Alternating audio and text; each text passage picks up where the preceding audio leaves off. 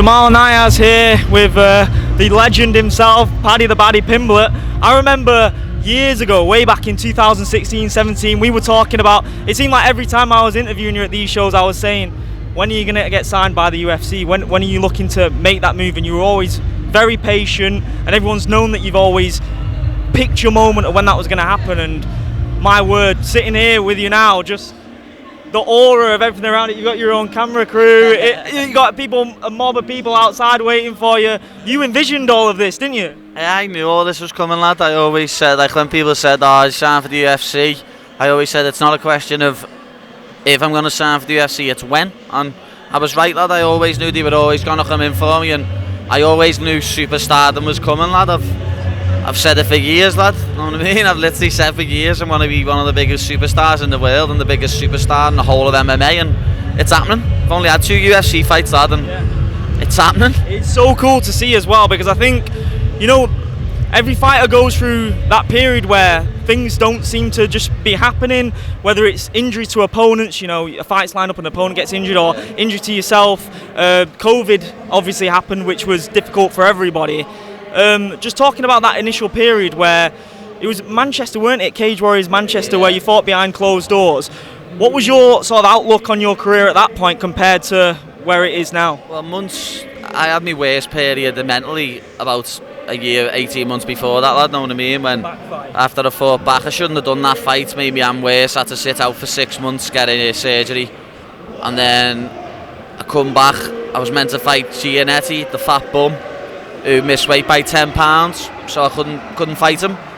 The fight got pulled, and then obviously I had to sit out another few months, lad, and then a week out, I didn't think that fight was happening because of COVID. Luckily enough, I got moved from London to Manchester, and then we got to fight. But once again, I went into that fight injured, hurt my hand even more, and had to sit out another year because I had to get more surgery. But as I say, obviously there was times when I was injured and I was thinking, why didn't I sign with the UFC when they offered? But I always knew I was getting signed, so I didn't give a flying fuck. I mean, that mental fortitude shines through like the most on fight night. Like, obviously, we've seen the likes of Conor McGregor and we've seen guys enjoying the entrance, but you were literally jumping up and down, smiling, high-fiving everyone. Like, even McGregor, when he walks out, he goes stone cold and a bit focused. I'm thinking, how the hell is this guy so relaxed when he is about to go to war? Like, it is one of, like, I've never done it, so I can't even think about what that feeling's like. But that must be like Tom Aspinall says it's the most nerve-wrecking thing ever. But you're just love walking out, lad. I love it. I love walking out and getting that feeling, lad. I've got to say, and I've always said it since I was amateur, what's the point in being nervous when you know you're going to win? I don't get nervous, lad. I don't get nerves, lad. It's just don't, lad. Yeah, and you've always said it'll be difficult to top those atmospheres in Liverpool, but now you've had time to reflect on it, given that everything had happened before, everything you've overcome. That homecoming was ridiculous, and I'm so excited for July coming up now. Yeah, the O2 was ridiculous, you're not wrong. It proper went off, and it's going to be the same again. I just think this time it's going to be even bigger and better, lad. Like, it's going to proper go off again, and I'm going to proper put it on Jordan Levitt, you know what I mean? I've hardly ever seen any interviews out of him from the past, but obviously now he's fighting me, he's getting interviewed all the time, loving it, and he's talking pure shit, lad, so I can't wait to snap his jaw. See, this is a bit of a change, because I saw a few weeks ago that you seemed quite respectful of him. You thought that you had a bit of banter about him. Yeah. Something's changed there. He's just talking pure shit in his interviews, lad. Like he said something, oh, you know, I must have looked shit in me last fight if Paddy wants to fight me or something. No, you're ass shit. You fucking nit. You're shit compared to me in the cage. You're not on me, my level. Like, I should be fighting better people than this, lad, but I'm taking it in my stride, lad. I don't pick and choose my fights. What name gets through at me, I say yeah. And Jordan Levitt was that name, and it is a nice fight for me. You know what I mean? I don't care what anyone says it is. I'm gonna fucking hate him, lad. It's gonna get messy.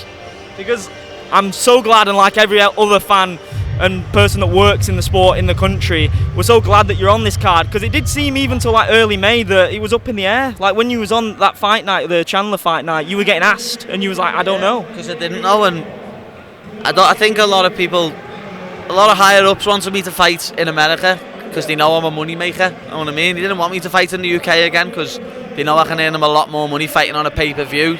Let's say Usman Edwards too. You know what I mean? But I wanted to give everyone one last chance to see me fight in the UK, because I know after this one I'll be fighting in Vegas and New York and that. I put too many bums on seats to be fighting in the O2 Arena, lad. Because you've said it yourself, obviously the way that your video blogs have documented it, we can see that obviously America's a far bigger country than this one, but the way you're received over there, you'd argue that it's better than over here, wouldn't you? In terms of, obviously Liverpool's different. Here's your tune, by the way. Sheldon, this lad, little Sheldon Ryan. Hopefully he wins. That's mad that this song, this song was like synonymous with Project X, the film, when it came out, and now the first thing that people think of is you. It's me, lad. That's what I mean. That's your call in there, mate. I bet that makes you want to go and run out and get going right now. Watch it, this fight time we've done this interview, lad. Little Sheldon comes to the gym and trains sometimes. He spars in next gen, so I hope he wins, you know what I mean? He's a nice young lad. Yeah. Mate, I'm going to have to ask you as well. The Logan Paul talk's been going up, hasn't it? Did you watch the interview with True Geordie the other day? Yeah, I didn't watch it all, like. No, but the bit where he's talking about you, that must, like, gas you up to see that. Because the guy can pick anyone from the company that he wants, and you guys aren't the same weight class. Because he knows, lad, like I've told you all, he knows who the boy is. He knows who the face of the UFC is now, and it's me. You know what I mean? He must have a big. I don't care, lad, what weight he wants to fight. I'd fight him at 185. I'd probably get him down to 175 or something, and I'd fight him at that, but I'd fight at 185. I'd fucking snap his leg for him or knock him clean out, lad. In terms of his mindset, like, it's crazy that he can think. Lad. But you must have a lot of respect for that. Like. The fact that he's even got the balls to say shit like that, know what I mean? He's got balls, lad. But if he said it I don't know if he'd say it in person. Know what I mean? We'll see. I think you guys would get on in person. We probably would. I think I was meant to go on his podcast at one point, lad. We would get on. Know what I mean? You either get him on yours or you go on his. I would. Defo, it's a good shout. Is there any dream podcast guest that you'd like on yours? Like Jurgen Klopp. Yeah. He's my dream. You'd love the Liverpool. But the one podcast I want to go on is obviously Rogan's, lad. Yeah. I want to get on the Rogan podcast. That's going to happen. That's going to happen. It's going to happen 100%. I know you want to watch this fight, so I'm going to let you enjoy the rest of the night, but thanks so much.